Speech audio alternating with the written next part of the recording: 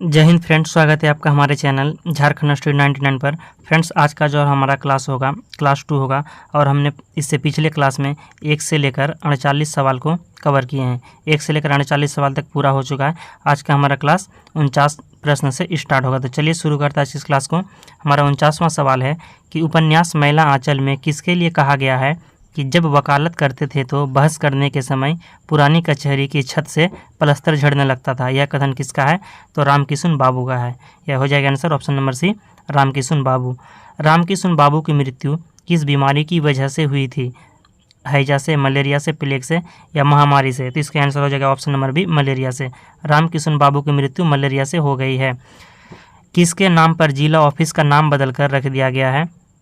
तो रामकिशन बाबू। इसका आंसर हो जाएगा ऑप्शन नंबर सी, रामकिशन बाबू।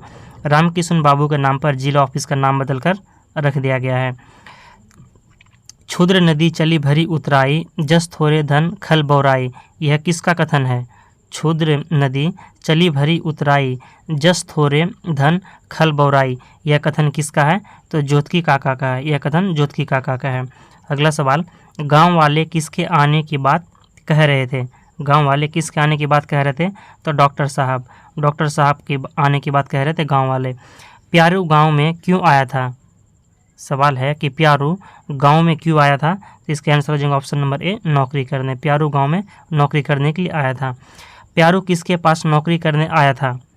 प्यारू किसके पास नौकरी करने आया था? तो डॉक्टर बाबू के पास नौकरी करने आया था प्यारू। अगला सवाल, डॉक्टर साहब के आने की खुशी में पूड़ी जलेबी कहाँ बन रही थी? डॉक्टर साहब के आने की खुशी में पूड़ी जलेबी कहाँ बन रही थी? तो तहसीलदार साहब के यहाँ पर बन रही थी। ऑप्शन नंबर सी आंसर हो जाएगा, तहसीलदार साहब। गांव के लोग किसके लिए इच्छा मृत्यु से मरने की बात कही थी? तो महंत साहब। इसके आंसर हो जाएगा ऑप्शन नंबर ए, महंत साहब। हाँ रे बड़ा रे जतन से युगा एक है पोसल, माखन दुधवा पिलाए। यह किसके लिए कहा गया है? तो इसके आंसर हो जाएगा ऑप्शन नंबर डी, महंत साहब के लिए कहा गया है कि हाँ रे बड़ा रे जतन से युगा एक है पोसल, माखन दुधवा पिलाए। किसके लिए कहा गया है? तो महंत साहब के लिए कहा गया है। महंत साहब सबसे ज़्यादा गांव में किसको विश्वास करते थे? महंत साहब जो है गांव में सबसे ज़्यादा किसको विश्वास करते थे? तो बलदेव को विश्वास करते थे। Option number B, right answer Baldev.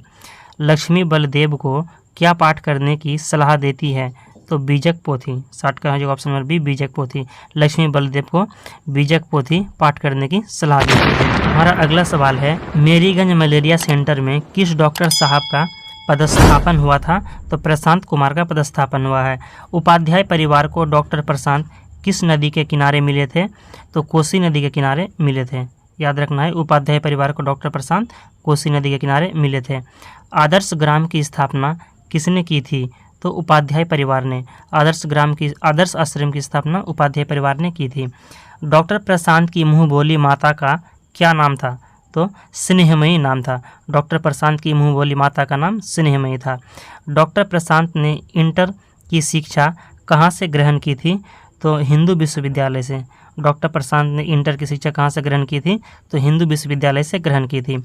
Doctor प्रशांत ने मेडिकल की पढ़ाई कहाँ से की थी? तो डॉक्टर प्रशांत मेडिकल की पढ़ाई पटना से की थी।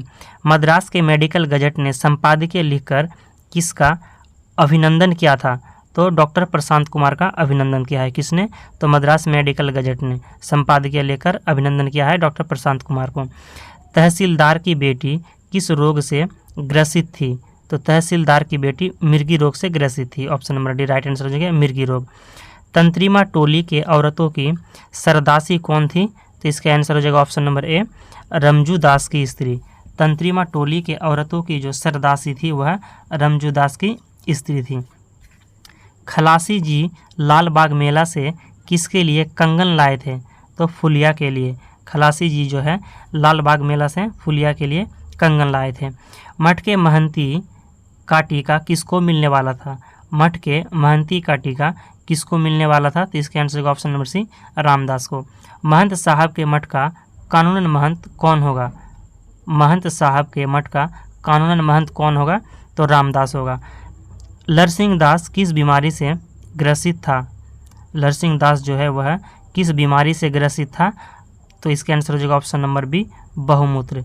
बहुमूत्र की बीमारी से ग्रसित था लरसिंह दास। मठ में लौटने पर महंत साहब ने खड़ाऊ से किसकी मरम्मत की थी? तो लहरसिंह दास की।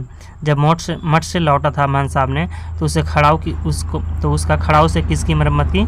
तो लहरसिंह दास की मरम्मत की। हमारा अगला सवाल है कि यह कांग्रेस ऑफिस है, बाबा जी का मन नहीं, किसने कहा है? तो यह कथन मटरा ने कहा है कि यह कांग्रेस ऑफिस है, बाबा जी का मन नहीं। यह कथन किसका है? तो मटरा का है। गांव के अर्धोदय के मेले में कौन सा रोग फैला करता था? तो गांव के अर्धोदय के मेले में हैजा रोग फैला करता था। Option number A right answer. ज्योतिकी जी का एकमात्र पुत्र राम नारायण कौन सा नाच करता था? तो इसका आंसर होगा ऑप्शन नंबर बी विदापत नाच करता था। कि ज्योतिकी जी का एकमात्र पुत्र कौन थे? तो राम नारायण थे। और वह कौन सा नाच करता था? तो विदापत नाच करता था। तरसिंह दास मठ का महंत किसको बनाने के पक्ष में था? तरसिंह दास जो है वह मठ का महंत किसको बनाने के पक्ष में था? तो आचार्य गुरु को मठ का महंत बनाने के पक्ष में था। कौन? तो तरसिंह दास, याद रखना है। अगला सवाल, अखाड़ा कौन चलाता था? तो कालीचरण। अखाड़ा चलाने का कौन करता था? तो कालीचरण। बालदेव जी को क्या पसंद था? तो कीर्तन करना। बालदेव जी को कीर्तन करना पसंद था। अगला सवाल 81वां प्रश्न कि आश्रम के बूढ़े कुत्ते किसे देखकर दूर से ही पहचान लेते थे? तो इसका आंसर होगा ऑप्शन नंबर बी बावन दास। बावन दास को जो है आश्रम के बूढ़े कुत्ते दूर से ही पहचान लेते थे। प्याक गांव की लड़कियों को क्या कहकर संबोधित करता था? प्याक जो है वह गांव की लड़की को क्या कहकर संबोधित करता था? तो दैया कहकर संबोधित करता था। याद रखना है, दैया। चालबाज लड़की का जिक्र किसके लिए किया गया है? तो चालबाज लड़की का जो यहाँ पर जिक्र किया गया है तो किसके लिए किया गया है? तो इसके आंसर का ऑप्शन नंबर बी कुसुमी के लिए। चालबाज लड़की का जिक्र किसके लिए किया गया है? तो कुसुमी के लिए किया गया है। डॉक्टर बाबू के लिए कमली ने क्या संबोधन किया था? तो डॉक्टर बाबू के लिए कमली ने माटी का महादेव संबोधन किया है। याद रखना है, डॉक्टर बाबू को कहा है माटी का महादेव। किसने? तो कमली ने। राजपारबंगा स्टेट के जनरल मैनेजर कौन थे? तो डफ थे। याद रखना है, ऑप्शन नंबर डी डफ। कि राजपारबंगा स्टेट के जनरल मैनेजर कौन थे? तो डफ थे। पोलो का जब्बर खिलाड़ी कौन था? तो पोलो का जब्बर खिलाड़ी राजा भूपत सिंह थे। पोलो के जब्बर खिलाड़ी कौन थे? राजा भूपत सिंह। रहुआ स्टेट के कर्णदाता कौन थे? तो रहुआ स्टेट के कर्णदाता बुरुबंसी बाबू थे। Option number B right answer होगा बुरुबंसी बाबू। अगला सवाल, कचहरी में पैर न रखने का प्रण किसने लिया था? तो सीसी बाबू ने। कचहरी में पैर न रखने का प्रण किसने लिया था? तो सीसी बाबू ने लिया था। हमारा अगला सवाल है कि किसके लिए कहा गया है कचहरी में बिना पैर रखे ही केस की बाजी पलट दिया करते थे? तो यह सीसी बाबू के लिए कहा गया है। गांव में किसके पेट में बात नहीं पचती थी? बलदेव के पेट में, ज्योतिकी काका के पेट में, या लहरसिंह दास के, या सुमृत दास के? तो इसका आंसर हो जाएगा ऑप्शन नंबर डी सुमृत दास। कि गांव में किसके पेट में बात नहीं पचती थी? तो ऑप्शन नंबर डी सुमृत दास के लिए यह कथन कहा गया है। गांव में कपड़ा, तेल और चीनी की पूर्जी बांटने का काम किसे मिला था? तो बलदेव को मिला था। गांव में कपड़ा, तेल और चीनी की पूर्जी बांटने का काम किसे मिला है? तो बलदेव को मिला है। साल भर की कमाई का लेखा जोखा किस में होता था? तो इसके आंसर का ऑप्शन बी खम्हार में। साल भर की कमाई का लेखा जोखा खम्हार में होता था। मेरीगंज से कामाख्या कितनी दूरी पर था? मेरीगंज से जो कामाख्या वह कितनी दूरी पर था? तो 10 कोस की दूरी पर था। शशांक जी ने कुत्ते का क्या नाम रखा था?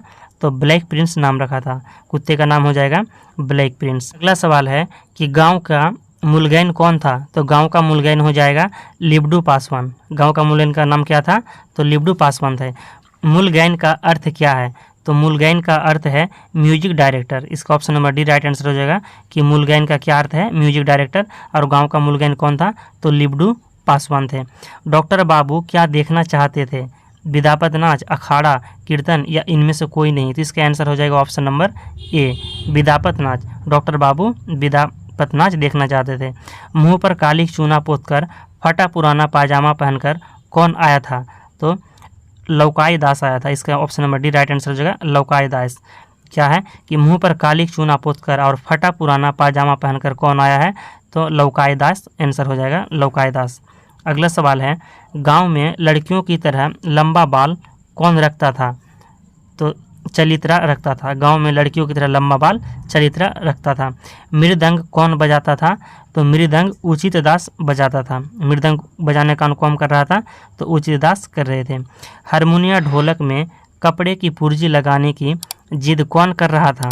तो कालीचरण। कालीचरण जो है वह हारमोनिया ढोलक में कपड़े की पुर्जी लगाने का जिद कर रहा था। महंत साहब के श्राद्ध में कौन आया था? तो महंत साहब के श्राद्ध में आचार्य जी आया था। इसका option number A right answer हो जाएगा, आचार्य जी। महंत साहब के श्राद्ध में कौन आया था? तो आचार्य जी। तो फ्रेंड्स आज के इस क्लास को यहीं पर समाप्त करते हैं। हमारा 102 सवाल हो चुका है, जो कि हमने 49 प्रश्न से लेकर 102 सवाल किए हैं। अगर आगे सवाल करते हैं तो क्लास काफ़ी लंबा हो जाएगा, तो आज की क्लास को यहीं पर समाप्त करते हैं। अगर आपको आज का वीडियो पसंद आए तो लाइक जरूर कीजिएगा, और चैनल पर नहीं तो सब्सक्राइब जरूर कीजिएगा। मिलते हैं नेक्स्ट वीडियो में अगला पार्ट लेकर, जो कि हमारा 103 सवाल से स्टार्ट होगा।